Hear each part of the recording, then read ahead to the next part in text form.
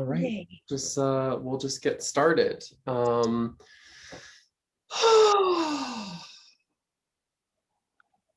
Just taking a few deep, slow inhales and exhales. Settling into the space.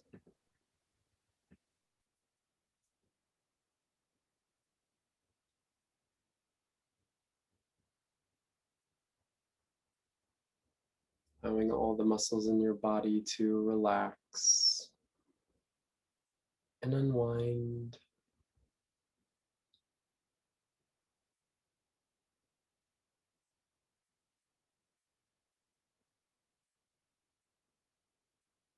And just coming together today to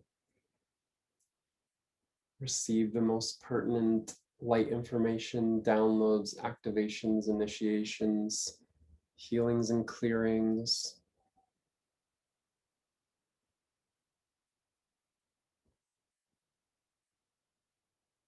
For the perception center of power, its shadow sides, the victim and the performer. Moving from powerlessness into power.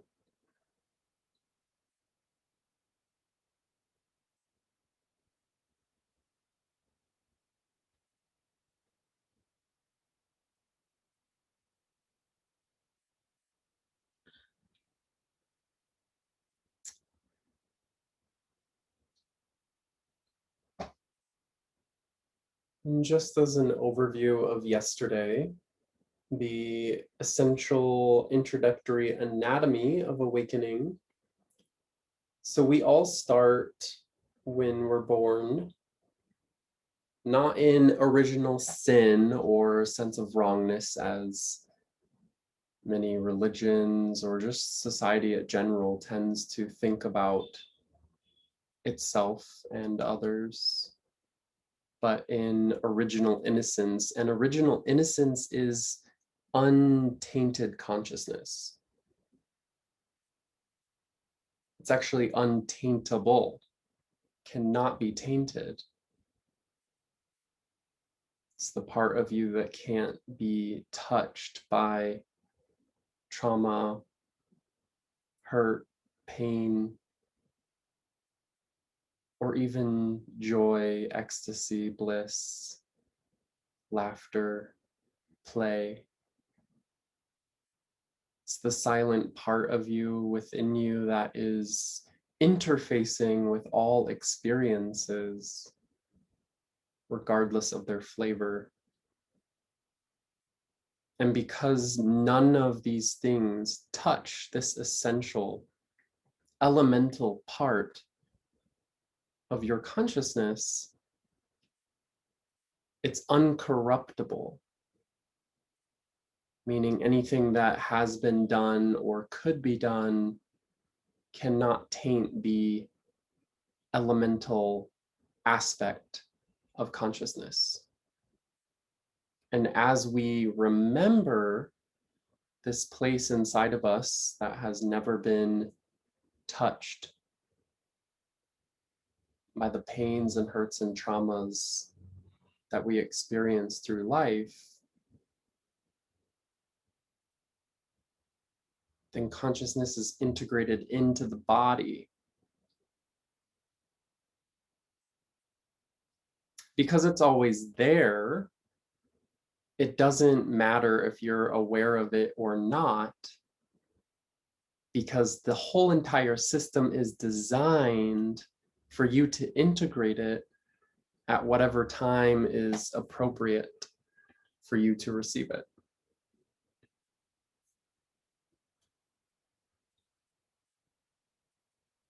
And as a child, we are fully animated from this perception center. There are three main perception centers. You can think of them as like a chakra, except instead of, the 7, 8, or 144, whatever people feel aligned with, there's three main perception centers. And the reason for this is It's an extremely simple way to understand in any moment, in relation to anything, how we are connecting with, perceiving, and receiving life.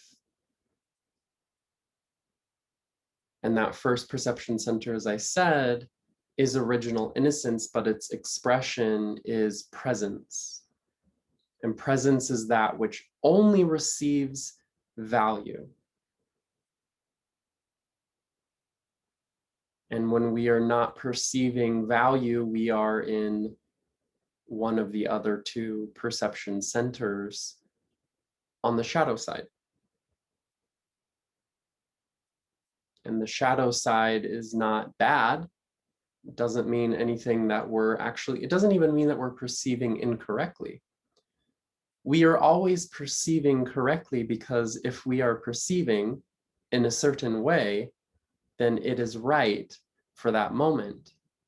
And it's right for that moment because the value that that perception is providing us is in the process of being received. And as we receive it, we collect and understand the value of it. And then that is when it transitions into its light potential. So the shadow side of each perception center is not wrong. It's simply in a process of integration, and that process of integration is facilitated by the receptivity of value. And we exist in this valuable place as a child, and as life moves us in ways that are unexpected, which is trauma, an unexpected event, that could even be extraordinary joy. Extraordinary joy to an ungrounded nervous system can be equally as traumatic as the deepest pain.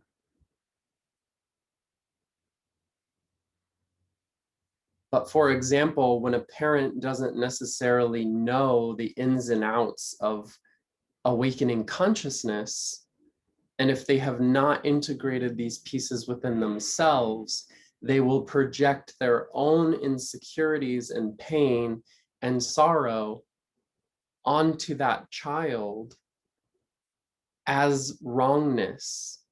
Now, of course, there are times to correct a being that you are facilitating the growth of, but I think we're well aware of when parenting is good and when it's abusive.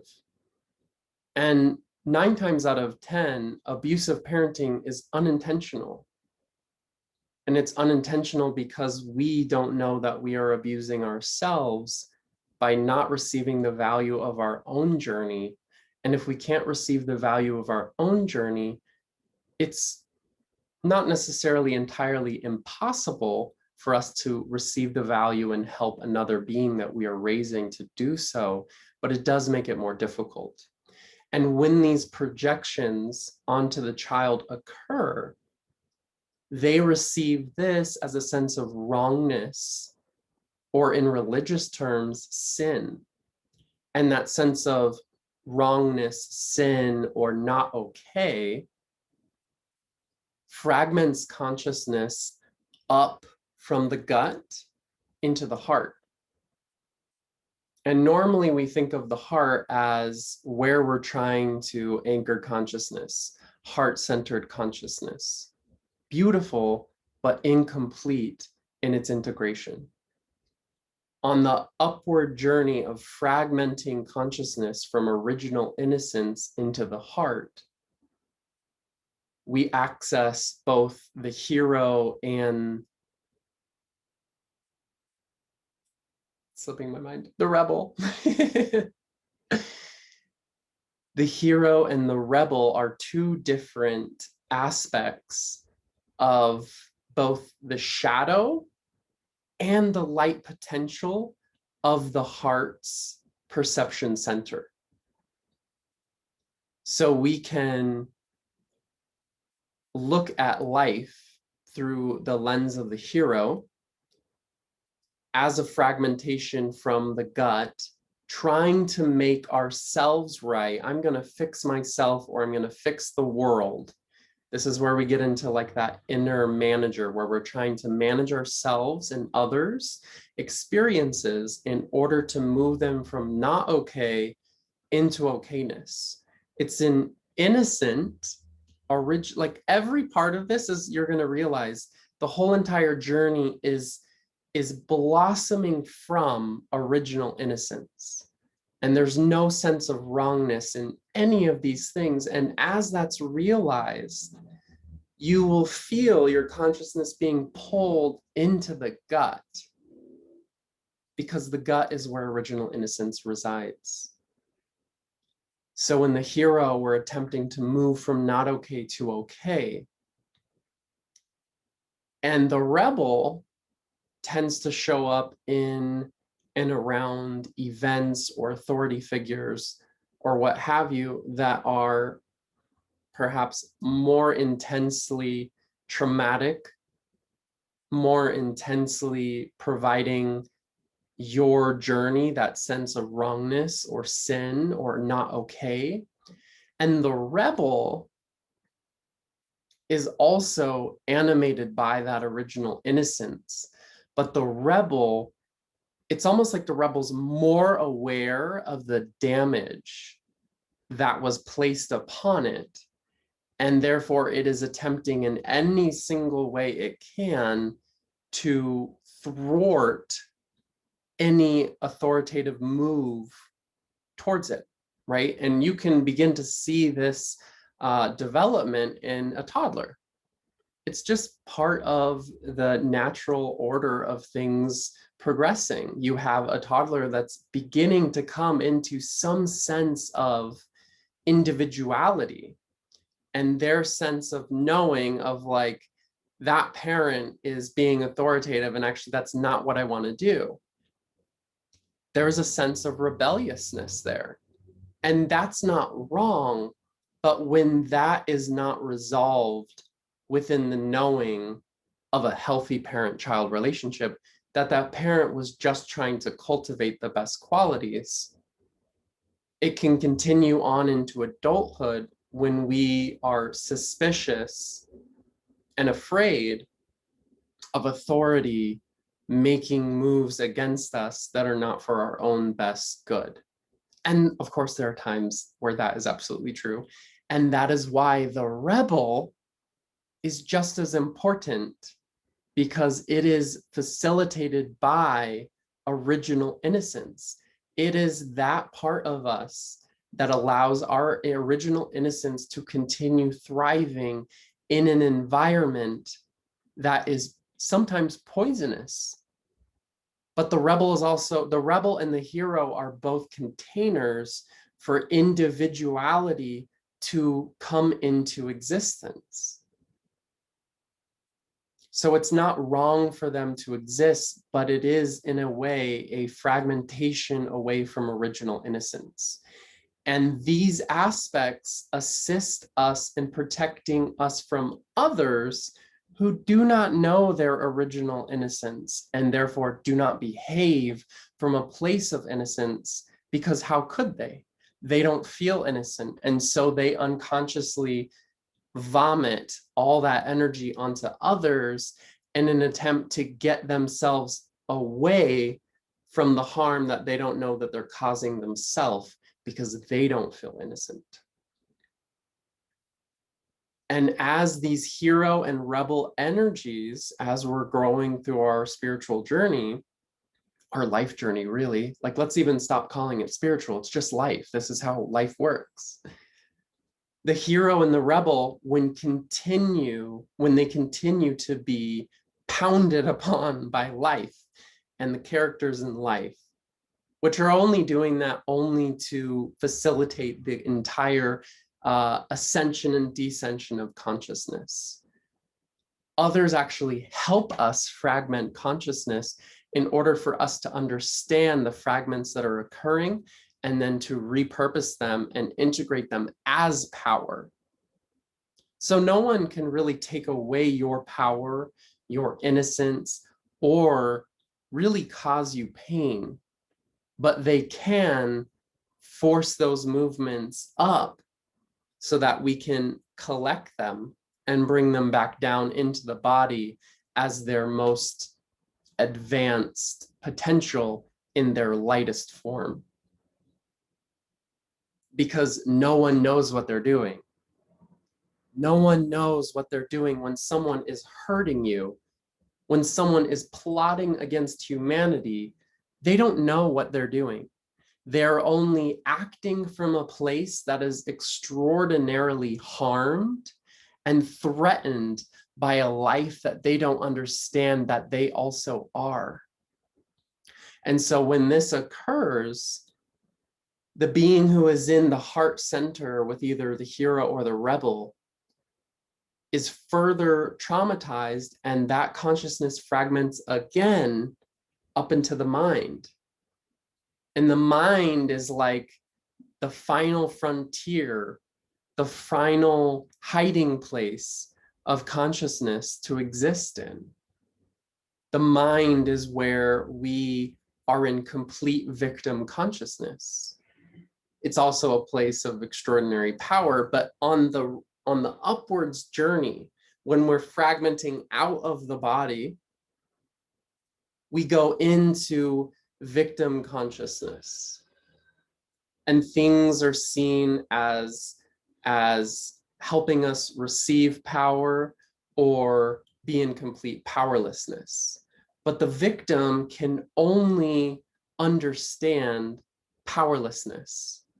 The victim can only perceive that which subtracts value from its experience. Likewise, the hero and the rebel require life to be victimized in order for it to have a role, whether it's internal or external. And the rebel does the same in a different direction. It requires things to constantly be attacking it. It requires life to be a threat in order for it to have something to rebel against. And none of that is wrong. It's just noticing that there is the maximum saturation of victim consciousness in the mind, and as it comes back down, it's less and less and less and more subtle. There's less victimhood, but there's more subtle types of it as we integrate back into the gut. And so in the mind, as it is the final frontier of fragmented consciousness where it's in complete victimhood, which again is not wrong. It's not bad to be in victim consciousness. You know, people always say it just is. Well, it really just is. But that is too simple because it doesn't help you understand the value of being in the victim. The victim is a protection mechanism from further victimization because it can only perceive subtractions of value. Eventually, this mental space of perceiving will be able to transmute any experience that has happened or could happen into how it is receiving more power by all of those things that once it saw as taking away from or subtracting power and value from its experience. So as we resolve powerlessness in the mental perception center, that power drops into the heart. And that is when we begin cultivating heart-centered consciousness. And now you'll see the rebel and the hero from a different perspective, because literally it's a different perspective. Like at the first you're rising up and now you're coming down. And as you're coming down, the hero and the rebel play the role of assisting you in transmuting all the victim energy, all the trauma that was in the mental perception into the heart space. And we do this by, for example, with our food. There's like conventional vegetables with all the pesticides and stuff. The hero is what says, I'm not going to eat this. I'm going to eat organic. I'm going to put inside my body what is the best thing for me. The hero is what does that. And the hero does that with the power of knowing. So you can begin to see how all of this connects from the last class. The anatomy of awakening and the anatomy of knowing are like twin classes. In the anatomy of knowing, we were cultivating that space to know. And in the anatomy of awakening, we're using that knowing, seeing, and understanding and applying the power that is the resolution of the victim, and using all of that energy in the heart to create the things that we need to support ourselves and nourish ourselves better than the past could have done, because we didn't know better and we were not in our power. And all of those things are okay, because those are the foundational pieces from which we jump into the body again. The rebel is equal. You could apply the rebel to the same situation with the ingredients that are put in the food. The rebel is like, these people have no idea what they're doing. Like they're putting all these poisons in our food. Like, I'm not gonna like settle for that. I'm actually gonna help promote organic foods. That's the rebel. But it's coming from a place of empowerment. And we don't always need to be in the rebel or in the hero in order to be expressing power.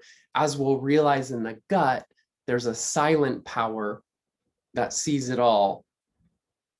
But there's a time and a place, and that time and place occurs when you feel the desire to do those things. You can almost feel it in the air here in Brazil. With lockdowns and no economic support for people, there's like a revolutionary energy in the air. Like I feel like any moment there could be like mass protests in the streets. That would be the rebel. It would also be the hero. Now, they don't necessarily need to have someone to be against, although their person to be against is, I forget his name, but the president, you know, he's kind of like the Trump of Brazil, whatever. People needed something to project onto in order to reclaim power. Bolsonaro. So these pieces, the hero and the rebel, assist with the power that's integrated with the victim to essentially apply pressure down into the gut for consciousness to be like gravitationally pulled into presence.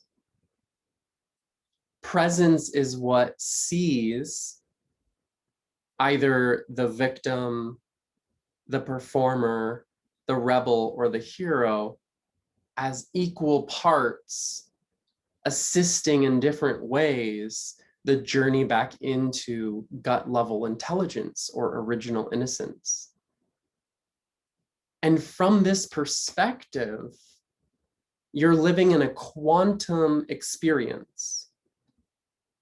It's very easy for, again, the mind, when it's not like you're in victim consciousness, it's like a blip on a radar screen. Like it shows up sometimes, you know. It's not like you're constantly in it, you know.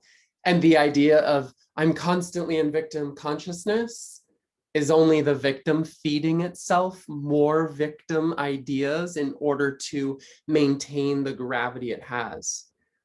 Because as I say, interfacing with consciousness, everything you are interfacing with in this experience is an aspect of consciousness. So the victim is consciousness, the hero, the rebel, consciousness, and you are interfacing with them. And the more that you make it okay for them to be in their own process, as if they were a separate entity from you, even though you're living it as your own experience, the more that they feel safe in their expression.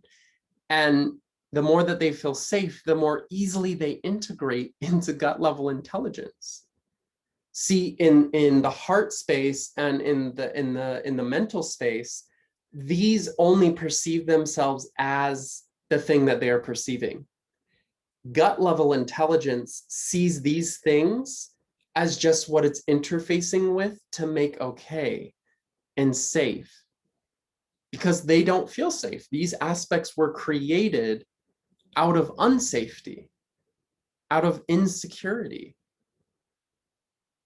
And so we don't necessarily need to do anything with them to resolve them, because anytime we're trying to resolve victim consciousness, it feels victimized. It feels abandoned. It feels like it's not okay to be victim. And to the victim as a consciousness, it feels totally justified in its experience, and it is.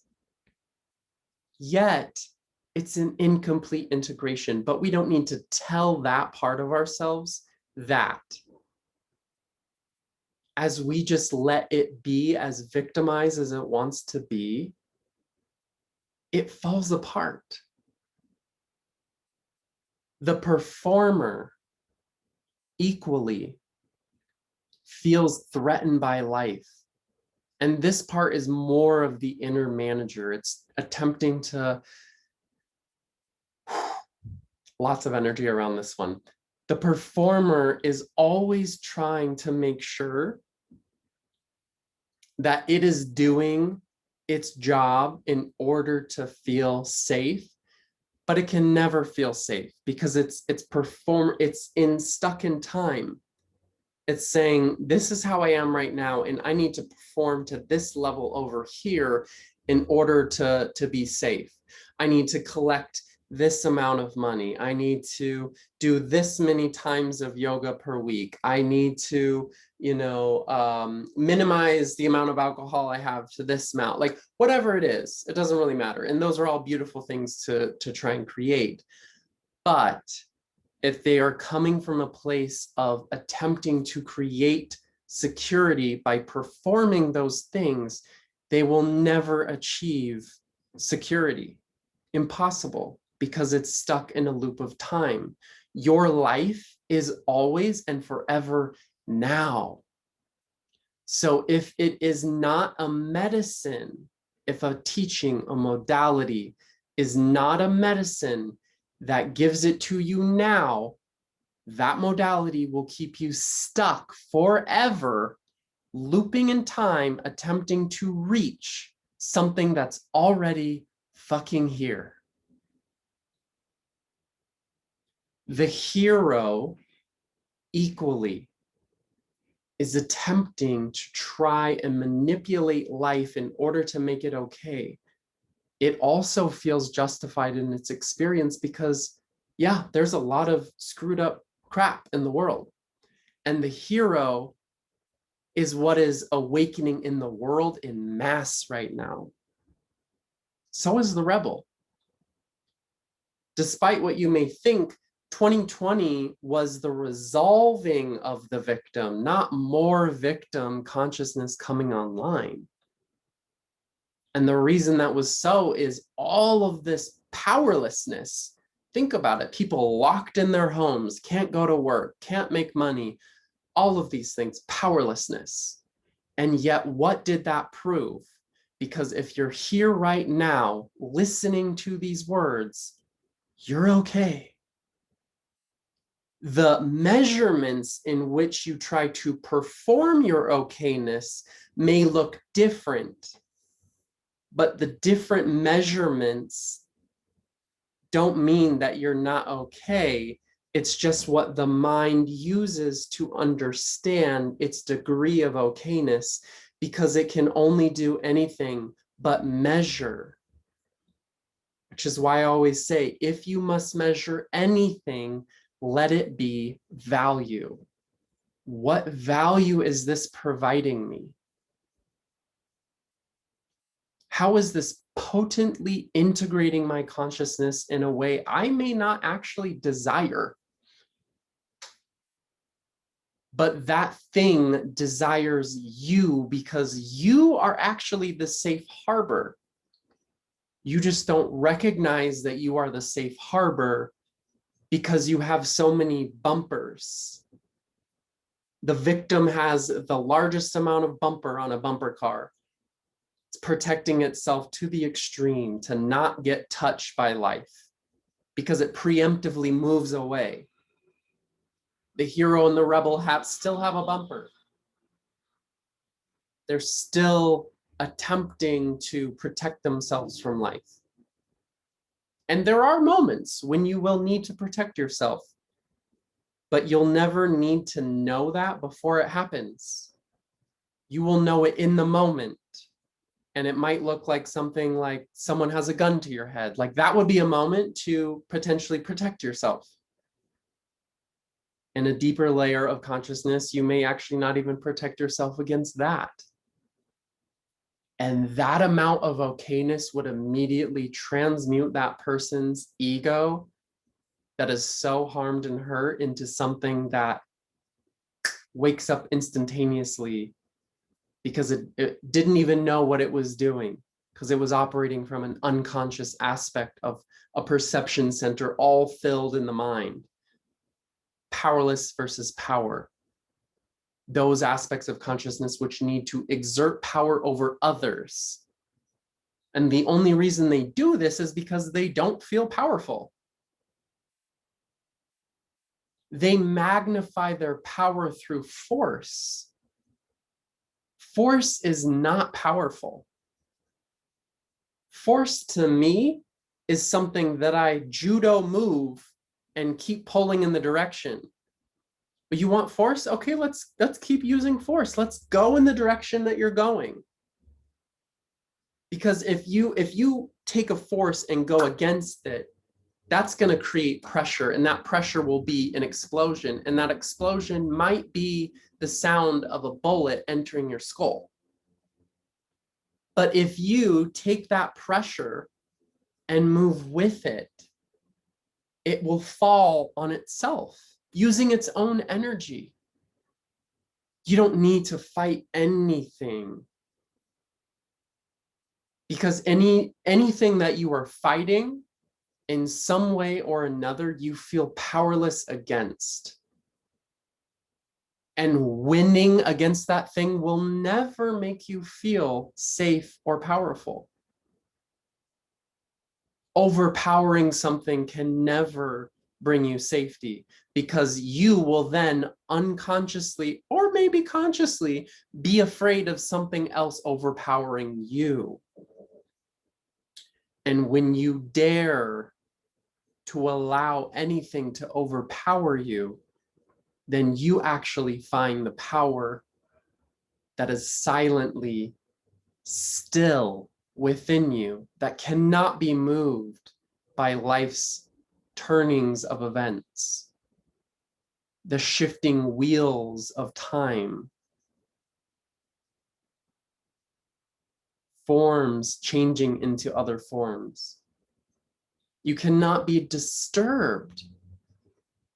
And yet, don't try and not be disturbed by life.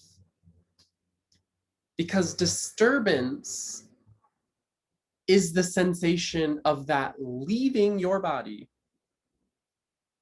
It is disturbance leaving you. When we feel disturbed or agitated or frustrated with life,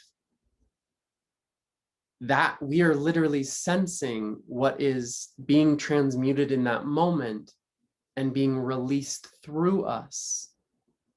Because again, you are not what is awakening. You are not what is healing.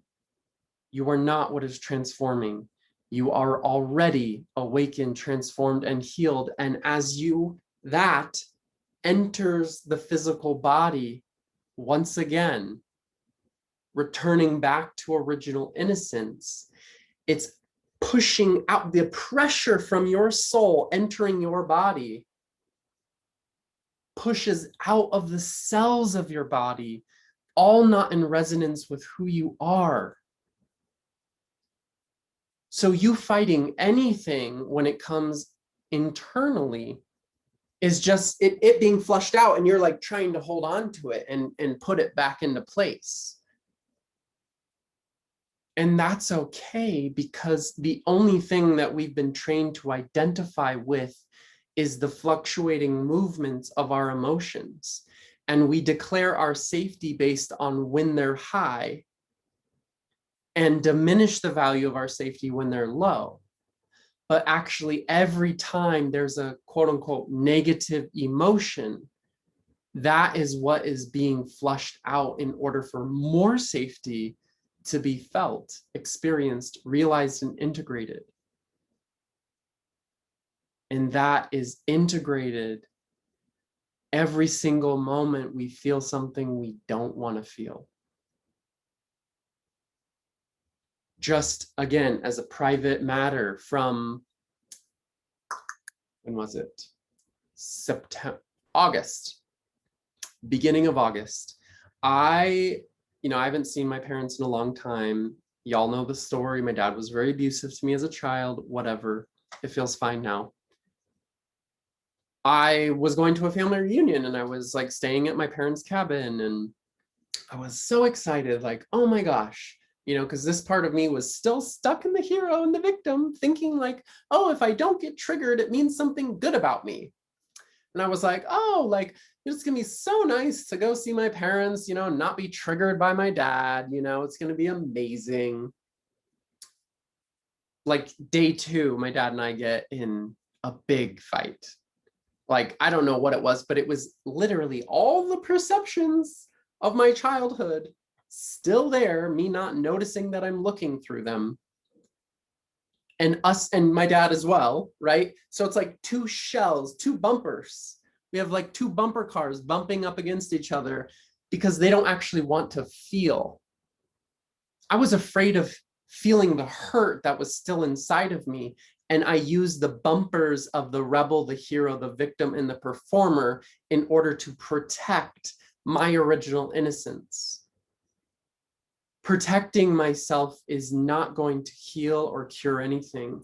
I want to invite it all through me, because as it's invited all through me, it is transformed and added to the light that I am. Nothing subtracts from me, no matter how painful, frustrating, or disastrous it might feel. I did not know I was capable of being triggered by, like, for a long time. Like, that wasn't really a thing for me. I did not really experience triggers. I was just like in a bubble of, oh my God, everything's blissful. I'm a unicorn. Like, nothing's wrong, And nothing is wrong. But what is incorrect, incoherent, is using the hero, the rebel, the victim, and the performer to protect oneself from emotion. Because we don't know it's safe to be in feeling. And this continued on for months, simultaneously ecstatic about the massive integration of my consciousness that was occurring, while simultaneously being carved out by life every single day for months on end without any end in sight. It literally felt like it was going to go on forever.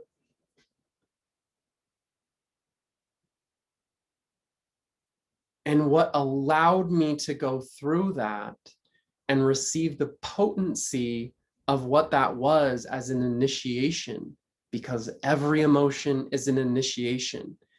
And we only use the rebel, the hero, the victim, and the performer to relax the amount of time, actually lengthen the amount of time that the initiation takes.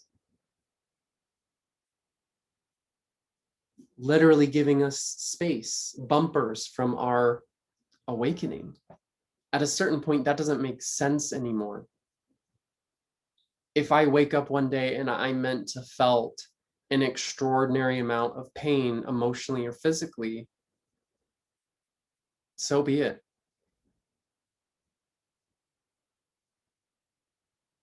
the only thing that keeps us in pain and depression and sadness and powerlessness is attempting to get away from those things that make us feel that way. And the reason that's true is because we actually aren't sad, depressed, fearful, abandoned, powerless. We are actually empathing individual aspects of consciousness that are being magnetized to the transformational force that is our original innocence. We came into this world originally innocent. And all beings, all aspects of consciousness are seeking the return to source. And you are that. So everything you don't like feeling is attempting to be returned into you. And every time you blame yourself or blame others for the way that you feel, you're just adding a bumper, preventing the initiation of that quality of consciousness, that aspect of consciousness. Imagine being God and telling someone anything, no, you're not allowed to enter, you're not okay enough, you're not good enough. That's what we're afraid of. But our fear of that is actually us empathing these other aspects of consciousness as they're returning to us because they've been rejected by humanity for so long. So we get to decide a new story about how we relate to everything in our life.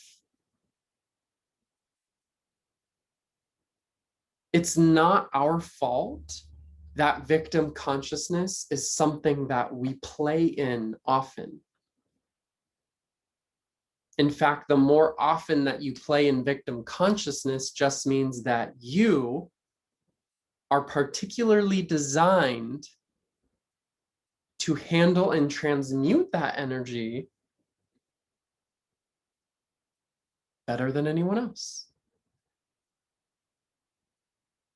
The things that come to you only come to you because you are capable of handling it. And even the thought of, I don't think I'm capable of handling this, is what's being resolved as you handle it. Because you're not even the one that's handling it. Every time you take a breath, it's being handled. Breathing is how we handle things. You continue to thrive and move through life even when you feel like life is a substantial threat to your safety. Because every breath that you take is an affirmation of safety. If you were truly unsafe, you would not be able to continue breathing. The body that you inhabit would be dead. And yet you would continue breathing in other forms. And you don't even need to know if that's true or not.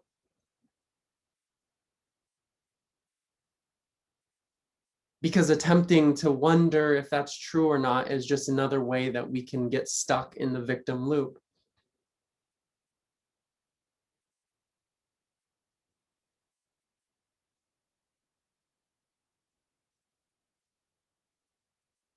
It is impossible to give away your power.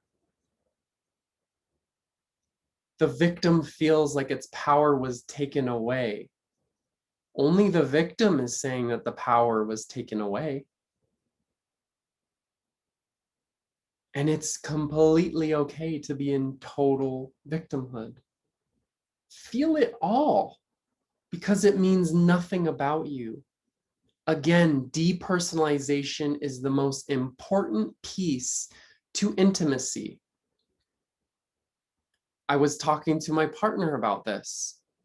There's no issue is between us. No, nothing should really be between anyone. The only time we fight is when things are between us. If it is a triangulation, if it is me, you discussing this thing over here, there's power in that. That's actual intimacy. If there is me and you and this thing in between us that I'm pulling this way, you're pulling that way, it's a tug of war. It's a war.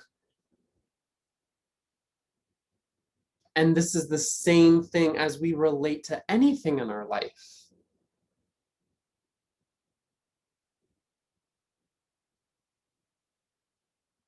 There's me and there's sadness. And then there's the way that I feel about it over here. The way that I feel about it never gets in the way. Do I like feeling sad? No, not really. Who likes feeling sad? I don't think that's a thing that happens. Although I do also get excited about feeling sad because I know that it's pulling out of me identification.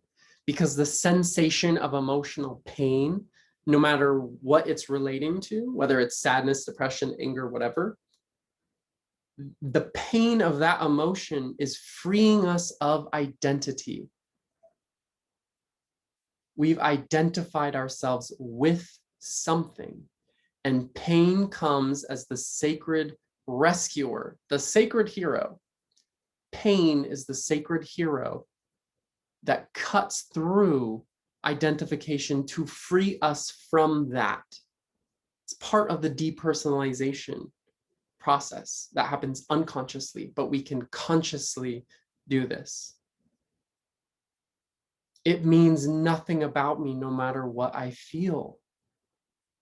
So even, I mean, we're literally talking from like September last year until maybe like 4 or 5 weeks ago, every single day, extraordinary emotional pain, where I was laying in bed feeling like I was dying every single day. I continued to go to cenotes and play in the ocean and go out to dinner with my friends and enjoy my life. My spiritual journey no longer gets in the way of me living my life, because my spiritual process has nothing to do with me. It has to do with what I'm transmuting. I'm not a victim to my journey. My journey is a representation of my integration. The healing that occurs is not because of anything I do, it's because of who I am. And as I enter my body more fully, it pushes out of the cells of my body all that is still there to be released.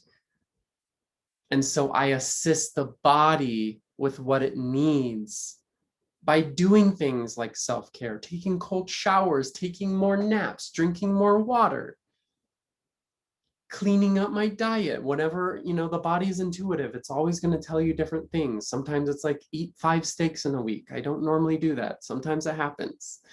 And then other times it's like eat vegetarian, vegan for months on end without even a thought of meat.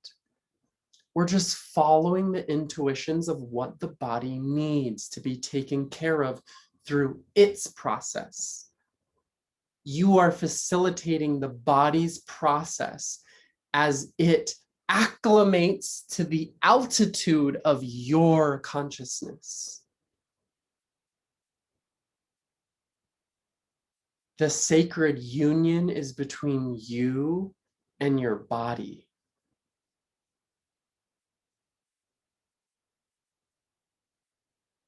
It's the marriage between spirit and form, stuck between those two panes of glass, where the physical and non-physical meet, sandwiching what you know as you in between in order for you to have an experience of what if spirit could be in form.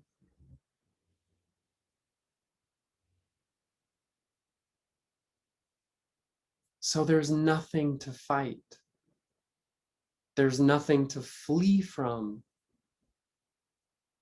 Because when nothing is taking away your power, it's only adding to you. And don't even try to feel like it's adding to you. You don't even have to know that it's adding to you. I'm just telling you that's what's happening. Because that's what you'll realize after the fact. In the moment from September until just a few weeks ago, were there times that I was feeling like it would never end and that it was actually destroying me? Yeah, 100%. Was I also simultaneously aware that it was radically transforming me? Absolutely. I can hold both of those simultaneously because both are valid experiences. I'm not shunning one for the other because I'm not in cause and effect. This over here doesn't cause me to feel one way about myself or another, even though sometimes it's a horrific sensation in the body. And this one over here, as good as it feels, doesn't mean anything about the character that I identify with. One of my good friends always says, if you drink from the good, you must also drink from the bad. If your sense of self is based on performance, which is really what that means, then you must also drink of victimhood. If your experience of self is based on how well you are performing, then you must also drink from the cup of when you are not performing, or when things are performing, quote unquote, against you, the victim.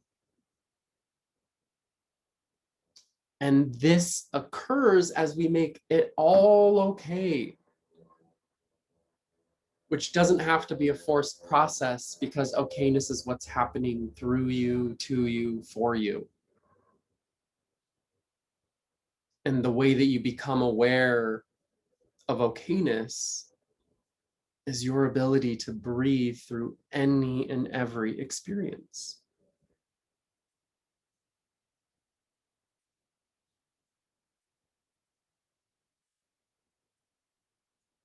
Don't let anything stop you from living your life, because your life is the activation that you're really looking for.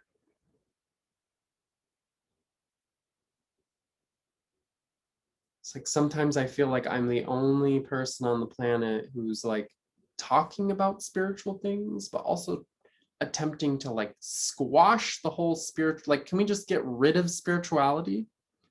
Because spirituality tends to be used as a way to create a bumper. I'm going to use my spirituality to feel better about myself. What if you just made it okay to feel completely shitty? Like, make all of your humanness completely okay. I don't know how to make things okay. You don't have to. You're not required for the process. The process is happening to you as you enter the body.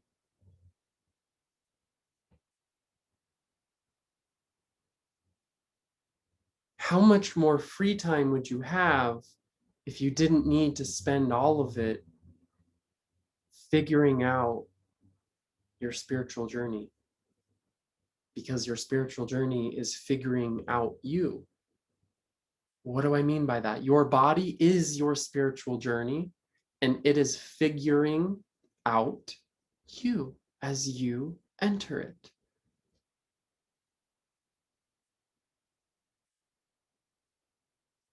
That it's like the most sacred sex if you really think about it.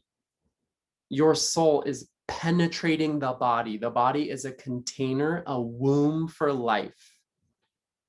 And that life that is being experienced is the one that you call yours. I like to think of the world as like a big bubble, and there's all these gloves, and there's gloves all around the planet, and consciousness can put its hand in the glove and like move around in this world and feel like what it's like. The body is like the glove. Your consciousness enters the glove, and then you get to feel like what it would be like to be a hand, because without the glove there's no form to you. It's like dipping your finger in a warm cup of coffee, feeling the warmth of that coffee. You're tasting energetically what it would be like to be that temperature, to be that frequency. What is temperature? Temperature is nothing more than frequency, the amount of movement. And when we talk about low and high vibration, it's another way that we can be in this victim mentality, victim consciousness, because we're in a low vibration instead of a high vibration. A high vibration just means that your oscillation is so fast that you cease to identify with the oscillations. High vibration doesn't mean that you don't experience pain.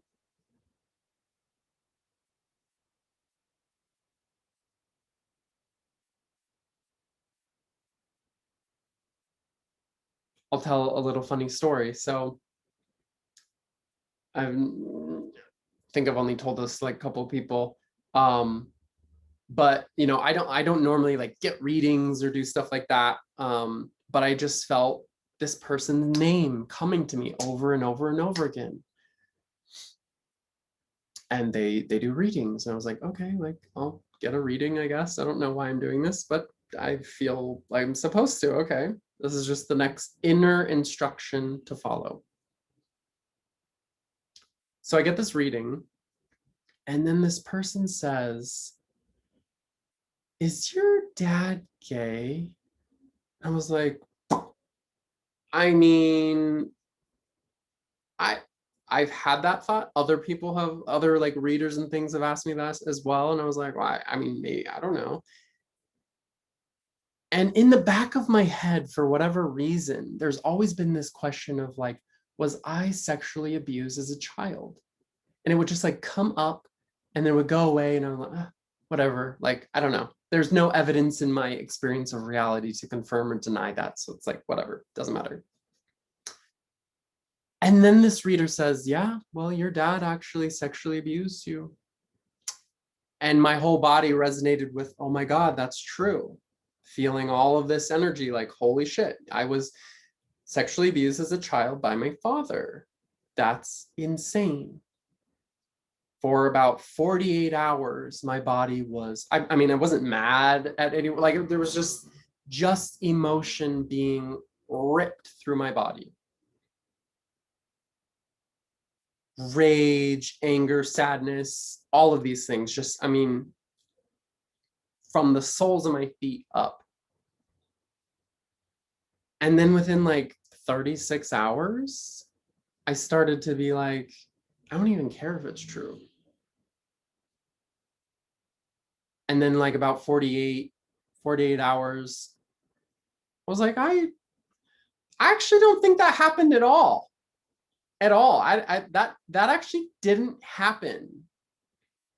And this was, again, further confirmed through different intuitions and visions that I had. And I was like, holy crap, that never happened. But the value that that provided me is I literally felt like what it was like in my body to be sexually abused by my own dad. And I thought, I mean, as much as I've been through in my life, I still couldn't grasp that I could actually handle anything, that I was indestructible. There was some part of me that was still afraid, keeping a bumper against life from being completely touched. And how ironic that the thing that would allow me to be completely touched by life, making me indestructible, was the idea that someone did touch me. Complete powerlessness to that situation.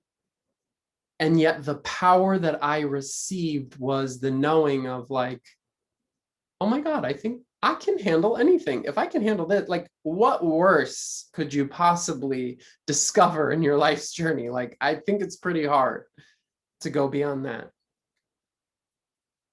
And then as soon as I was resolved of all of the emotions that only that perceived initiation, which actually caused the initiation, ripped through my body and healed me of all that couldn't have happened. I mean, you could think of all of that emotional content could have been released, let's say, over 10 years. But life had something more clever. Let's inject a false narrative that creates a massive amount of healing in 36 hours. And I felt like I was going through hell during that time. And then on the other side of it, I was in a lot of bliss and joy because I was sensing the expansion of my consciousness, the integration. And then I was like, okay, that never happened. And so what it actually helped me see is that it doesn't even matter if things are true or not. It only matters how deeply they impact us. And we can only let them impact us if we let it fully touch us.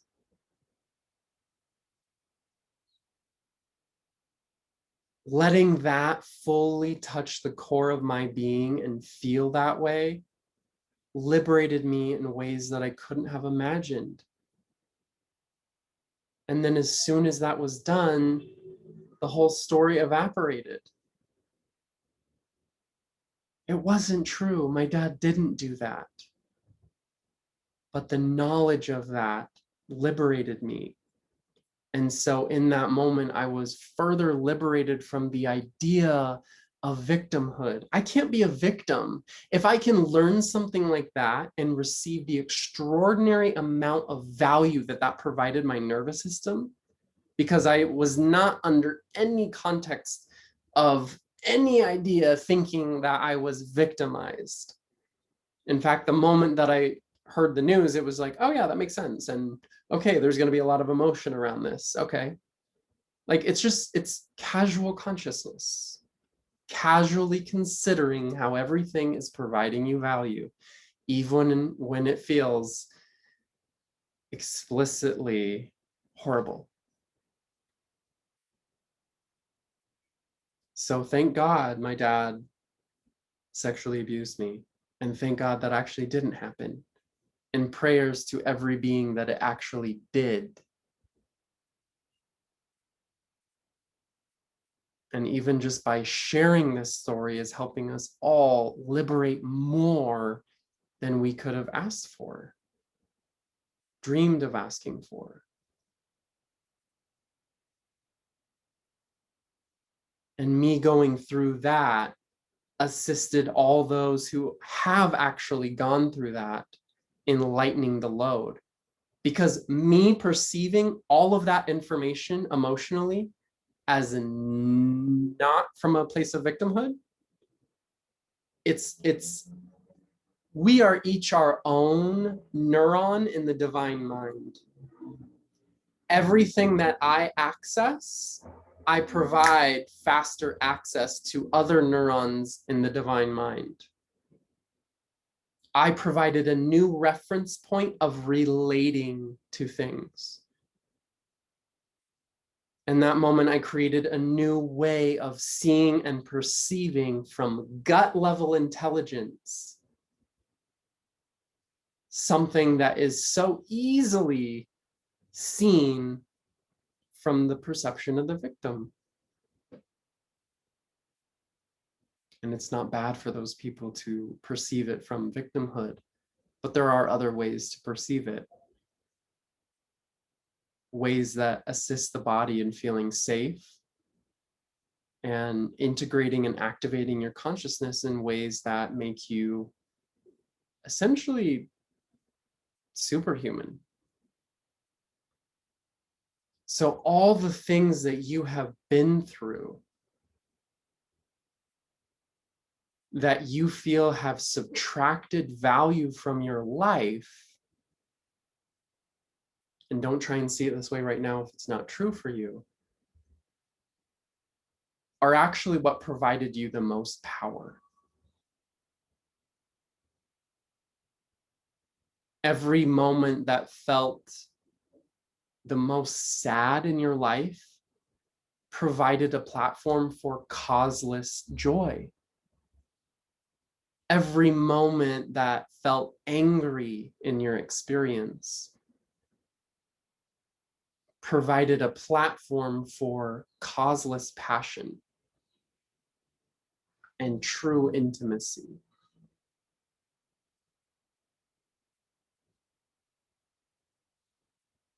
Every moment of joy provided you a platform to receive more of that. Again, just using the Brazilians as an example. You know, if you lay out the Mayan astrological map over the world, the archetype of the human is over Brazil. And I think South Americans in general really get this aspect of consciousness of being human. It's okay for them to be human, to feel. And what's interesting is oftentimes they're, you know, in Western culture, they're, you know, we're kind of buttoned up, tied up emotionally, you know, and there's places for that to keep it nice and buttoned up, you know, professional, whatever. But is it equally allowed in your life to be fully expressed with joy? To be animated? Because that's when you become, you already are an actor within your own life, but this is when you get to become an actor. Because when nothing means anything about you, then you can play the part of whatever role it is fully, because it's depersonalized. An actor doesn't go into a movie and play a scene where they are, you know, angry at someone and then feel bad about themselves later, like they're playing the part in a movie. I'm not saying actively go out and be enraged by others unless it naturally arises. Cool. I think the coolest thing about, you know, my initiation, you know, because every time we travel somewhere, this is why I love traveling, our energy and the energy of the land and the people all mix together, and we receive initiations around what they, because every aspect of, it's like the whole world's like a chocolate box, and every country, culture, place is a different kind of chocolate, giving us the nourishment of the sweetness of life. And in Brazil, I learned that it's okay for me to be angry. To be and liberating that allowed me to be even more passionate than what I already was. But I wasn't allowed to be angry because that meant that I could be a threat to others, because that's the only way I understood anger as a child. Anger was in the field a lot in my nuclear family unit. It could have been expressed in a different way, but it wasn't, because for them, it was also not okay to be angry. And this is why making things okay actually makes things okay. We can't try and fix those things. We can just make them okay. And as it's okay to be those things, the frequency of them relinquishes. Because every aspect of consciousness is just trying to teach us something. And that is our original innocence. Oftentimes, because I was so anchored in this original innocence since I was a kid, and I've always been a very proud rebel, and parts of that needed to be integrated as well. But the rebel is a powerful tool of accessing your sovereignty. And as it gets integrated, there's something beyond sovereignty. When you don't need to rebel against something, but you rebel for something. You rebel for your own development. You rebel against the consensus narrative of this is what people do when this happens.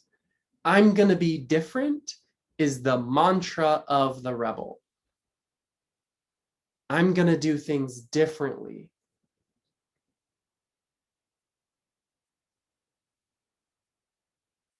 So in my experience, you know, growing up, especially as a queer man, sexuality was, I mean, I had to close my eyes during Titanic. Like, come on.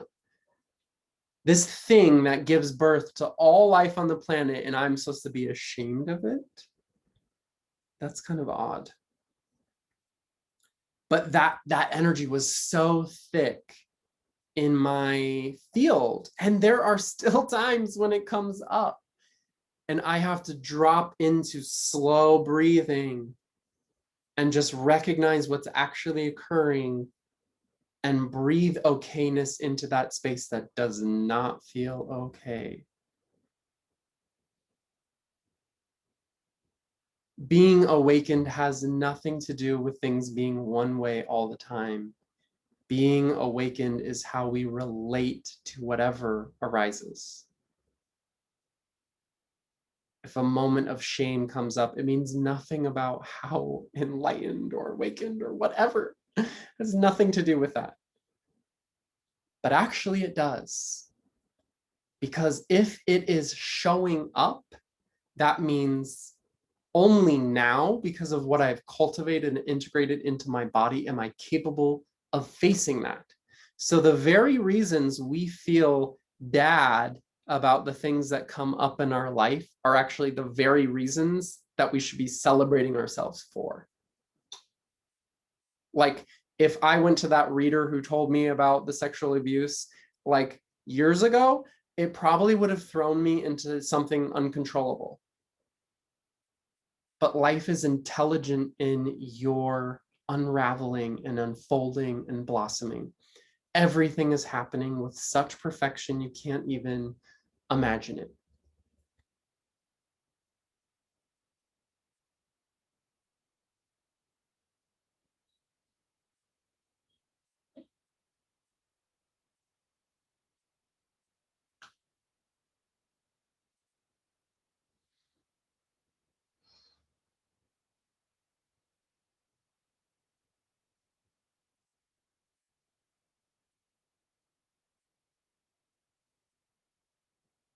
There's a deep peacefulness in just being allowed to exist as however you are.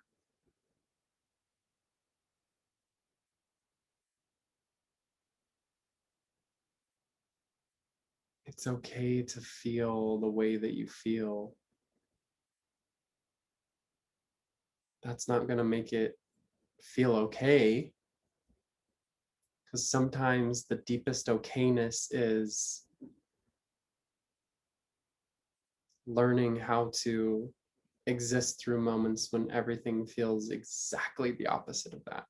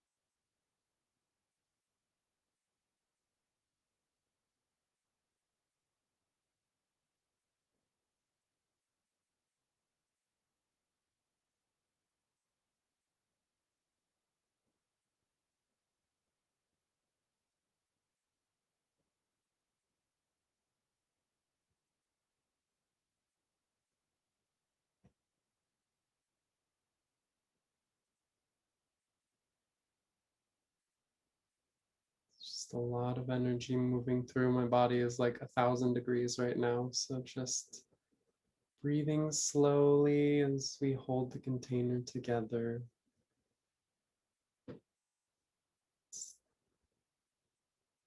I knew today would be very powerful. I had no idea what I was going to say or bring through. But like, whew, from the moment I woke up until just before turning on the Zoom call, I was like crying for no reason. Just so much release today. So it's a good idea to rest and drink water and be gentle, because that gentleness that we meet, the reason why self-care is so important is because self-care is what says it's okay.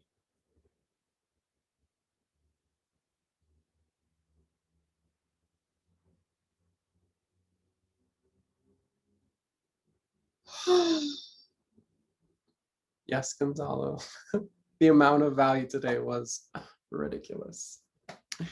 A lot of that stuff was like brand new to me too, so I'm excited. But I really love the bumper analogy because I think it really just gives us a much better understanding of how life works. It's okay to have a bumper. It's like having training wheels, you know? Eventually we're gonna drive without them. But until then, just it's okay if you're in victimhood. It's okay if you're trying to perform. It's just noticing those things, and it's like it becomes endearing. Anyways, let me just read the chats really quick.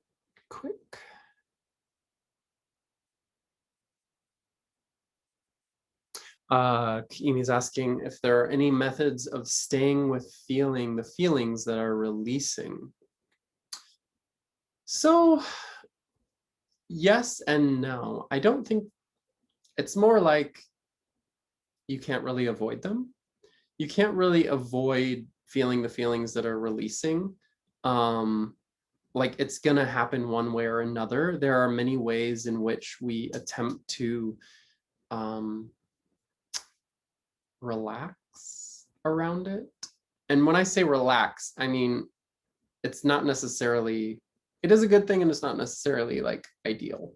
Ideal meaning the relaxing means it's gonna, instead of it being, you know, quick, you know, you're going this way, it's going to be quick and short. It's you're lengthening the amount of time that you're going to go through something. So, which isn't wrong either.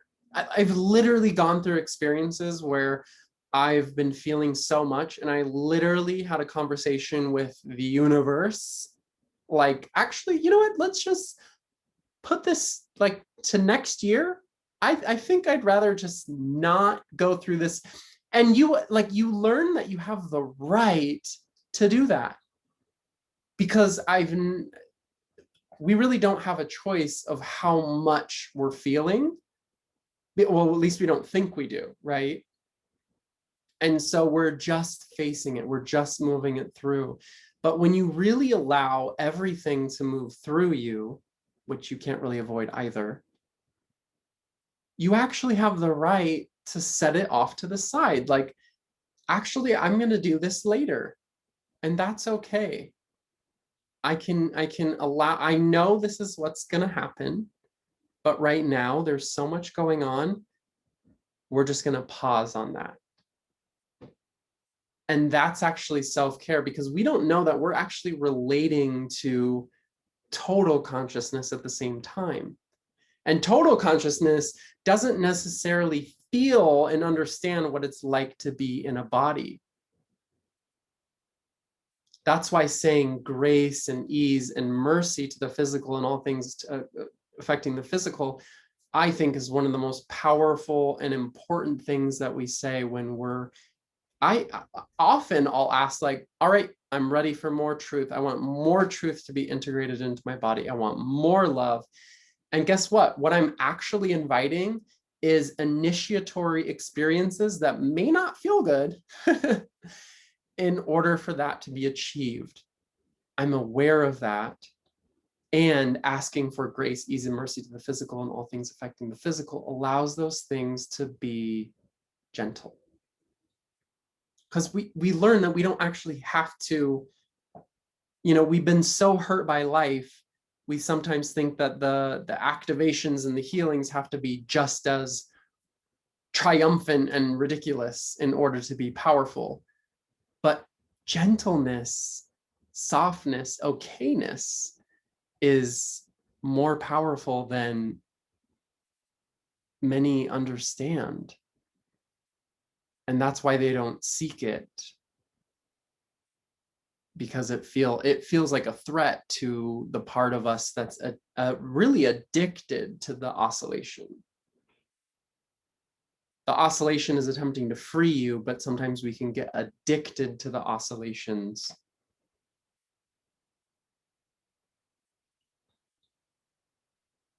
Because we don't know that that's what's freeing us.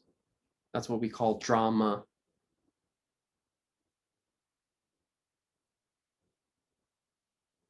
Drama is just reducing your experience to the ups and downs of life. There's no drama when you're receiving value.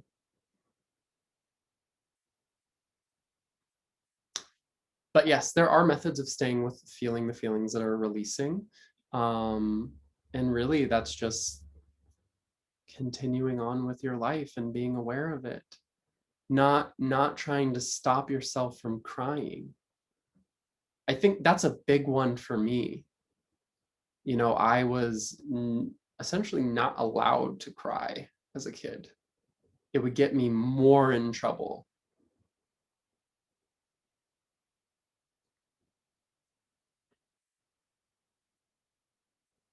I actually don't know why I was trying to wonder that for a moment. I don't know why, but I think that's a common thing, especially for men. It's not okay for us to cry. And so really just allowing yourself to lose yourself into that, sometimes it's when we're in public and we're feeling all that, we can, just try not to cry. That's fine. I actually, for many years have done this on purpose. If I feel like I'm about to cry in public, I just let it come. And I provide the example for others that I don't even know that it's safe to cry in public, especially as an almost 6'5" man. It's okay to cry. But I think the twinge that I'm feeling around staying with the feelings that we are releasing is that there's still an amount of process. I have to feel it in order to heal it. And that's something that we always say, but it's pretty impossible for you to not feel it. So there's really nothing for you to do but to just breathe through it. And that's what I would say the true method is just breathing through the experience, because the breath is the okayness. Oh my God, point, that's when it begins to terminate. Because the key, the code that you're integrating right now is unending hell. Yes. And unending hell ends when it doesn't matter whether you're burning in pain or burning with joy. Hell is wishing this moment was anything other than it is. And you're still going to wish it was different when you're going through it. And it's okay. it's okay for things to not be okay. And it's okay for them to feel like they're never going to end.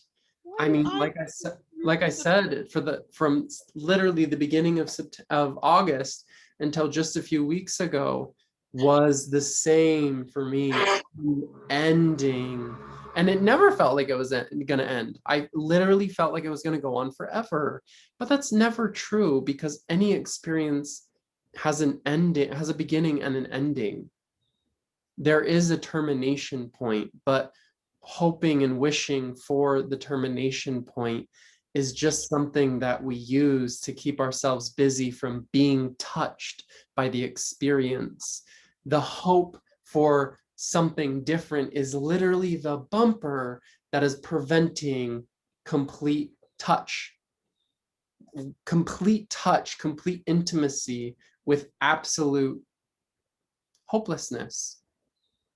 well, I is, can is it's tell. the dark side, like you said, like when you were saying, I forget what you said, but like the energy of Kali, it's like the dark mother, it's the dark part of us that it needs to be seen, to be accepted as perfectly okay in its abundance of emotions that don't necessarily feel good.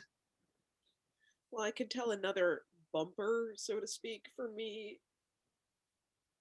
is this feeling of why me, like how come other I feel so envious all the time that other people like enjoy life and are able to just be okay all the time. And I just feel like what's wrong with me? Like why is life punishing me so much all the time? Like I feel my innocence and I feel this little child, this little innocent child in me that like what did I ever do that was so wrong that life is punishing me so much?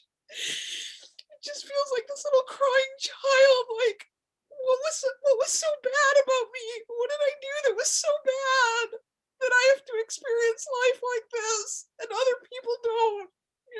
Other people get to have joy, or other people get to enjoy life.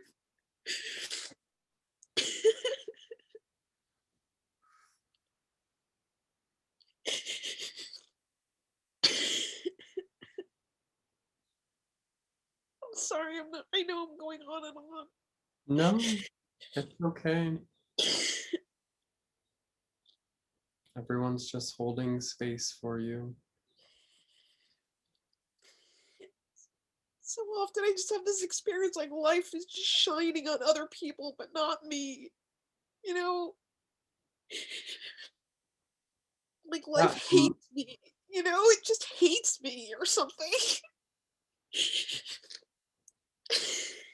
emotions are not rewards or punishments for behavior. That is the unraveling of the performance that is in the mental perception that is attached to the victim.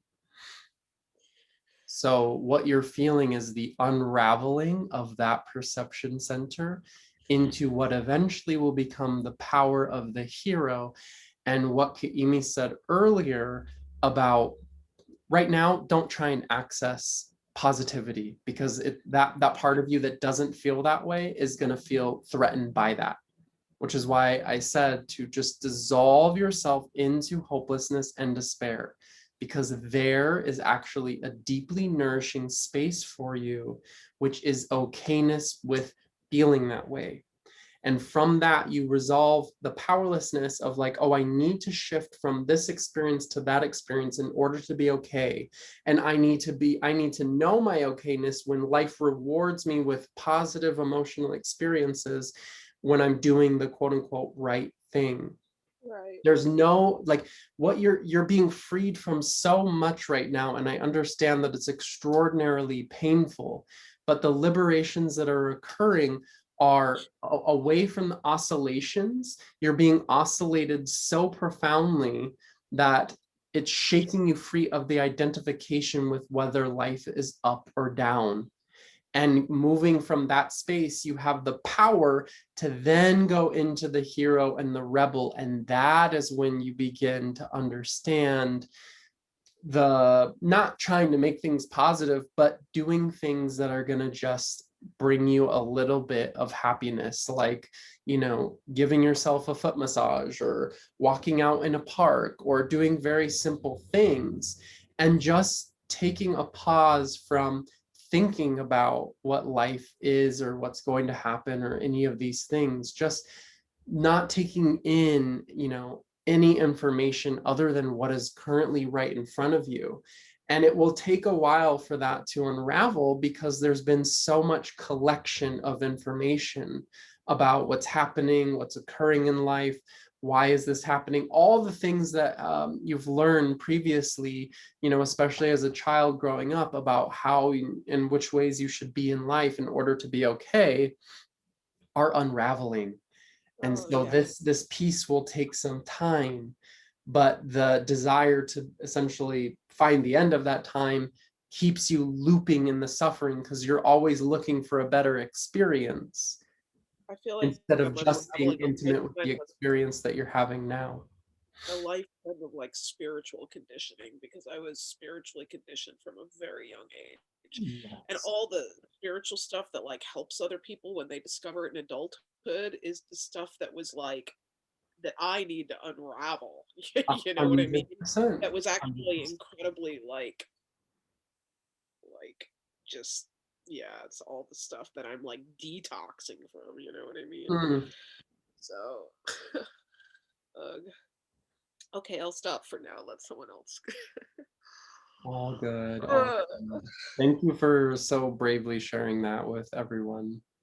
yeah, It's thank you. that, I think that in itself is already a massive breakthrough in making it okay by sharing it so publicly.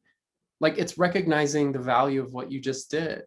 Sharing that so publicly is making it okay, just as much as me crying in public is making it okay for others.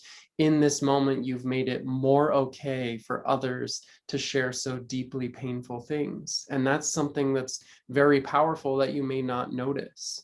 So just Thank you. bringing that to your awareness so that you can receive that. Thank you for saying that. Thank you. Mhm. Anyone else have any questions or comments?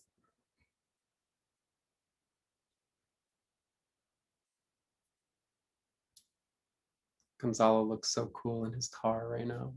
I just wanted to share that, Barrett, I'm really glad to hear you talk specifically about crying and crying in public. I watch a lot of TV these days, and there's been moments where I'm like, oh my God, what am I doing? I need to stop watching all this television. But then I realize I'm not just watching television, I'm actually having an experience because of what I see, right? You know, and so I witness in all different kinds of shows how often humans say to each other, oh, don't cry, oh, it's okay, don't cry, please, you know, please don't cry, you don't need to cry, la la la. I'm like, can fucking somebody just cry? Yeah. You know, and I cry during a lot of shows, and sometimes I'm not in the mood to cry, so I don't watch a certain show because I know that it brings tears up in me. And anyway, more recently, when I witness somebody who's uncomfortable with crying, I just, you know, put my hand on my heart and ask myself if I need to cry right now. And if not, that's okay too. But I just really want to, and I've been tempted to post things on Facebook about crying and stuff, but that's not really, posting on Facebook isn't usually my thing. It's not usually how I share what's up for me. But yeah, crying, it's a huge part of our society, our culture. Like there's just a real discomfort with it. And thank you for anchoring the opposite. Mm-hmm. Yeah. Yeah. I mean, I honestly, when it comes to that, I think Brazil. Like I w- I was never a crier. It was not really a thing, and it wasn't like I wasn't trying to. I guess it was just so ingrained not to that I would release in other ways. You know, the energy is going to find its way out some way. But yeah, our society really does, you know, ingrain that in us. You know, oh, it's okay, don't cry. You know, it's okay, don't cry, because that is saying, oh, it's not okay. Like if you're crying, it's not okay. There's something that's not okay. When actually crying is the creation of more okayness in that person's energy field as they cry out trauma or whatever it is. Trauma is just information input, no output. That's why when we're going through healing processes, there's a lot of crying, because there's backlogged information that needs to be released, and crying is a very powerful way to do that.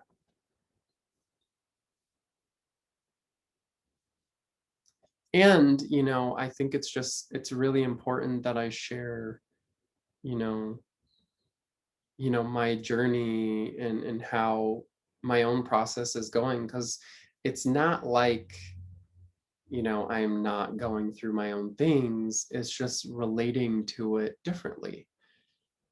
And I think that's actually where consciousness is going, is allowing, because if you really think about it, you know, I had this realization, like if I'm working towards enlightenment, but everything is now, when I'm enlightened, it's also going to be now. So why am I waiting for that to happen? That doesn't make sense to me.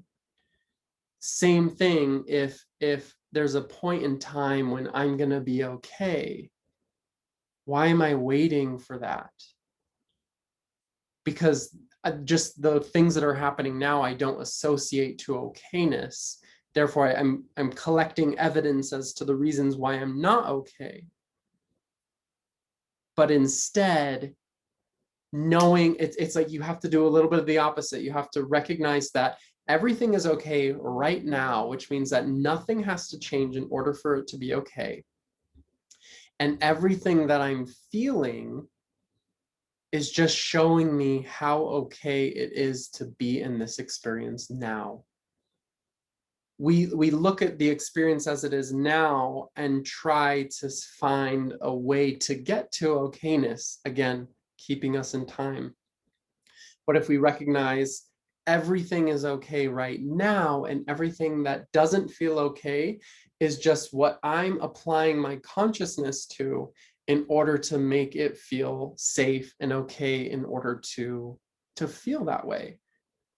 Every time that I, you know, did something out of anger, it was me not doing something wrong, but a moment of like, it's not like I've never planned to hurt someone, you know, like that's just not something inside of me. And even if I did, but I didn't, even if I did, it would just be another moment that was designed for me to find compassion for myself. I can look at that through the lens of the performer and the victim and say, oh my God, like I did so many things wrong. I should have done them differently. Or I could recognize, wow, I did those things and I did them just so that I could learn compassion and forgiveness for myself. I've never done anything wrong. I've only given myself reasons to find deeper compassion and forgiveness for myself.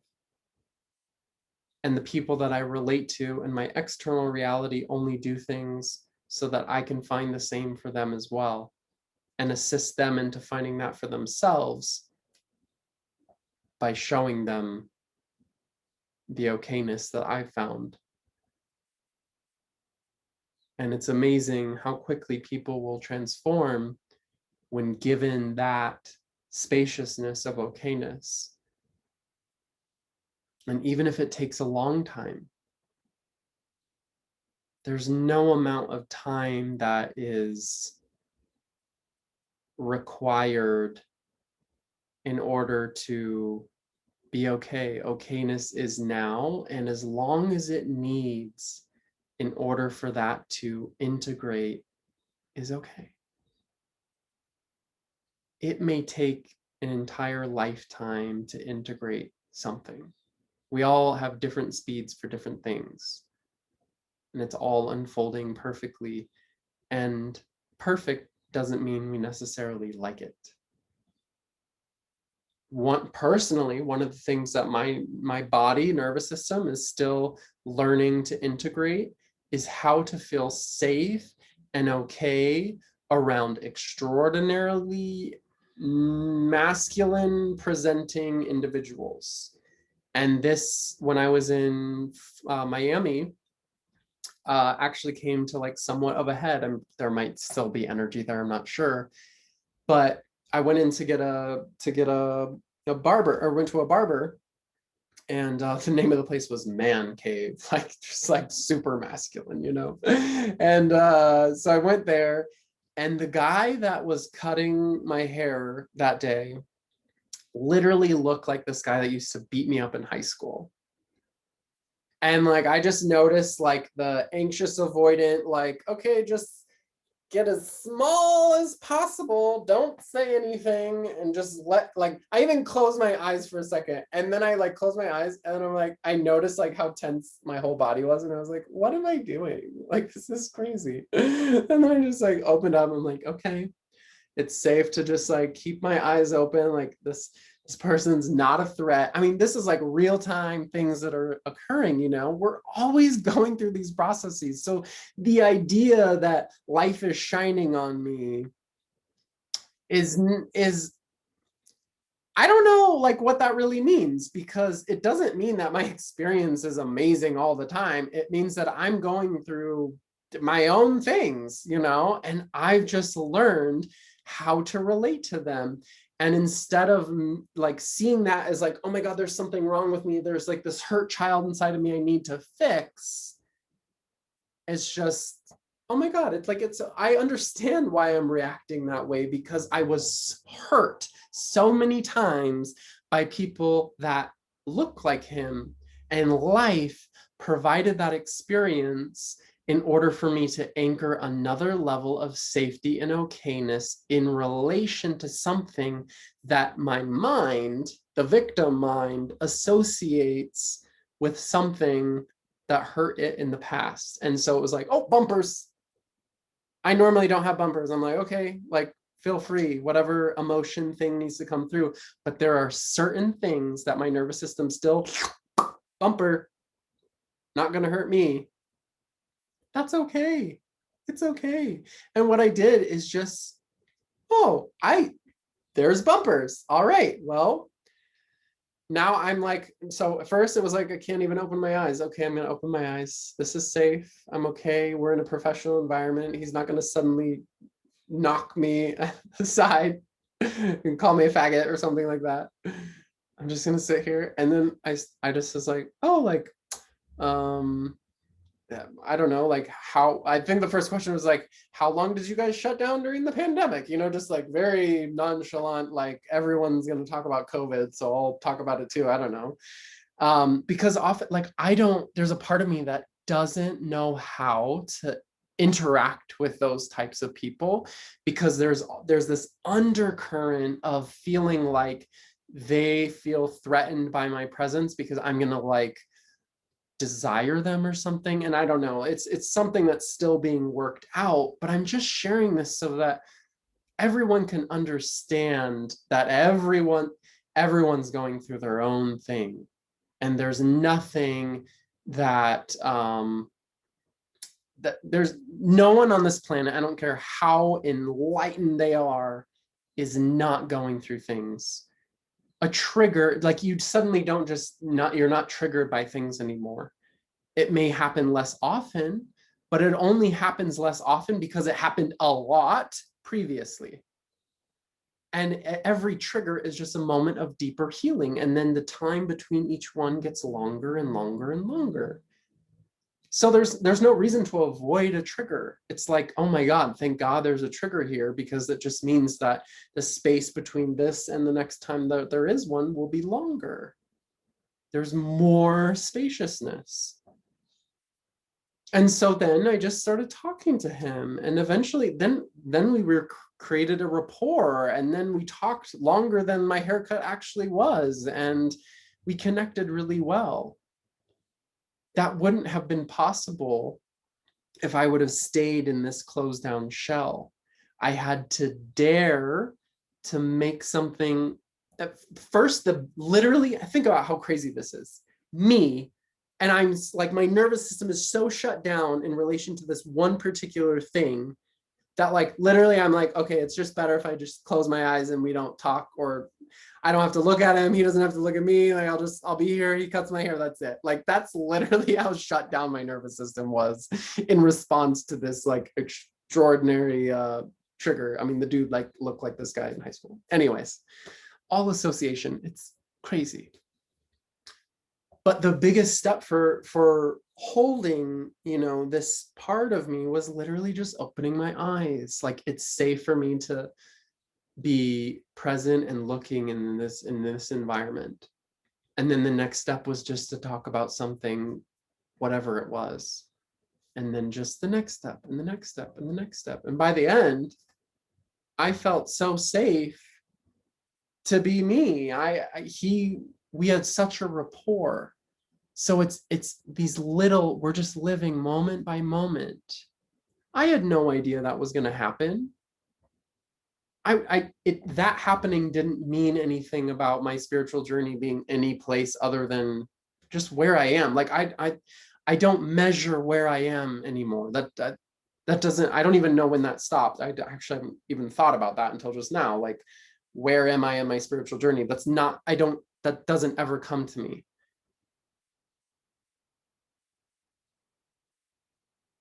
That's why I say, if you must measure something, let it be value. But trying to find the value sometimes is coming from this space, the victim. We're trying to find value. Don't try to find value unless value is present and clear to you. One way we can facilitate this unfolding is, again, may gratitude look through my eyes. May the light of value witness everything on my behalf. I'm not going to be in control of being grateful or perceiving value. That's just making the identity ego self something that needs to do in order to receive like the goodness of my being. There is no goodness of my being to receive. I am good. And I continually on a body level learn that more and more every single day. By witnessing the value of everything that's in my experience. Even if I experience, like, for example, going to the barber and having that experience, that was my energy field completely in the victim, right? No big deal. All right. I'm going to drop. Pull it into presence. There's such a gravity to the presence in my gut now. Like I had a meditation the other day and it was like, I felt and it was partly an initiation for this class, all of my energy drop into my gut. And it literally, I swear, eyes closed, I could see from my gut. It was the weirdest thing that's ever happened to me. It's happened to me twice now. Once at a mat retreat, actually. And I was like, what's going on here? Why am I seeing from my stomach? And he's like, everything's going to be different now. I was like, all right. And then that's when this whole power, pleasure, presence, the anatomy of awakening really came out of, was that initiation into the gut. And having all of this dropped here allows me to perceive when I'm here, oh, that's just where I am right now. Okay. Presence doesn't care if it's in victimhood, the performer, the hero, or the rebel. It doesn't, all these archetypes, it doesn't matter because we're just receiving value from that in some way. Even if we can't receive value from that in that moment. Presence is just okayness. We don't need to seek presence as an opposite to the victim or the hero. That will just keep us looping in time. It's a gravity. And eventually it becomes easier and easier and easier to drop into that space. And oftentimes trying to get there just lengthens the time that it takes to get there.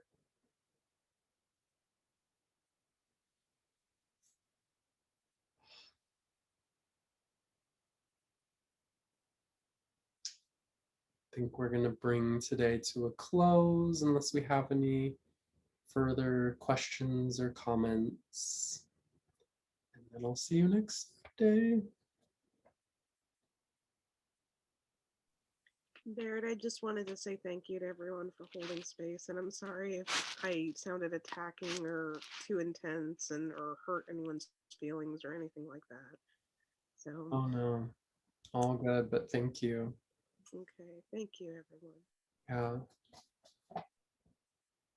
Yeah, thank you, Emily. No, seriously, it was very, very powerful of you to step into that space and say that and do it so publicly. And I love Amy, and you know, the law of attraction and everything has worked really well for her.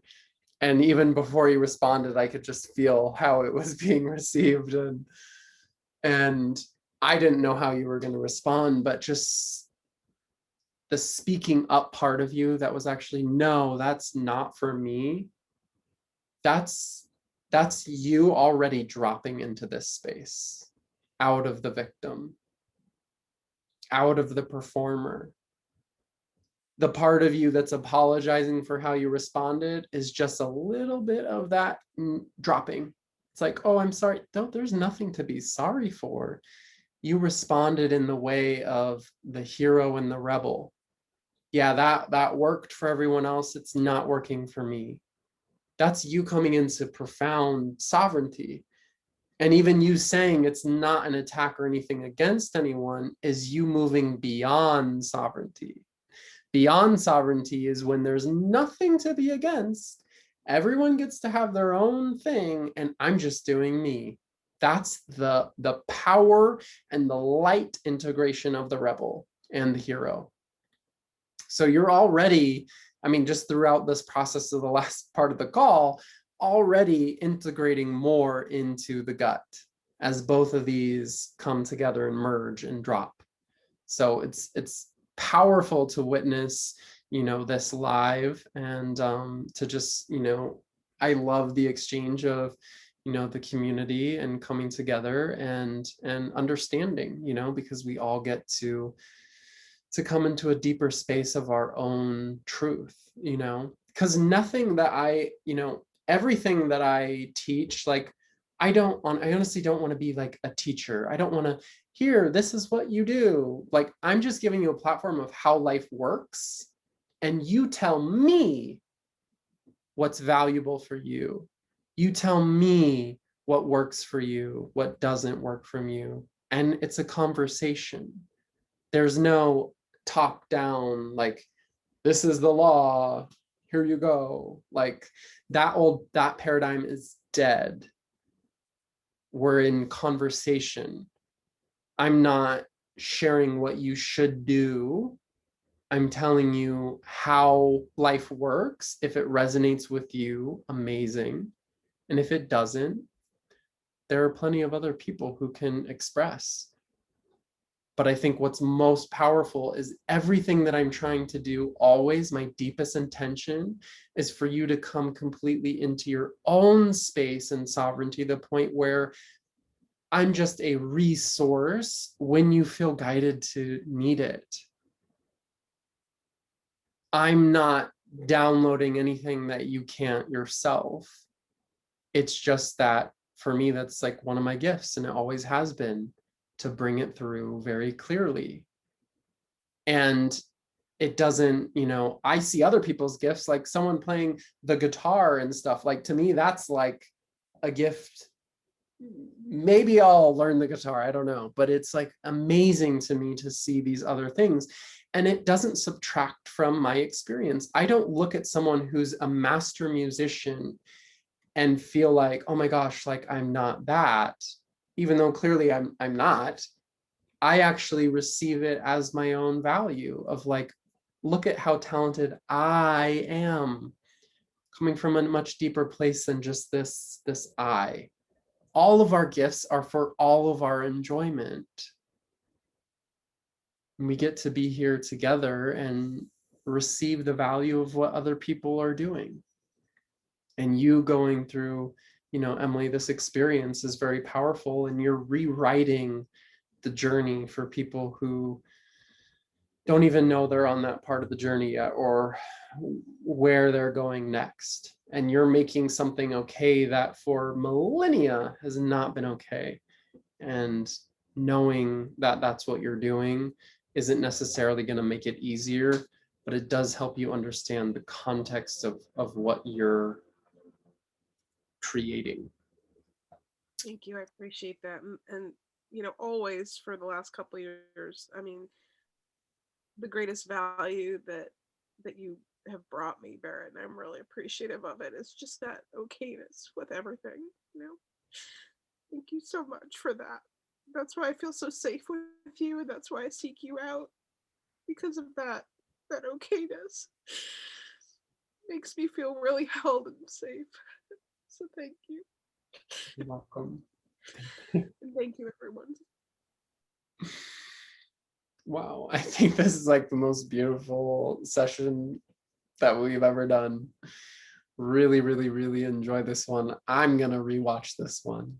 I'll put the replay up soon. Gina or Gonzalo, if you had anything to say, just let me know. Otherwise, we'll close it out for today.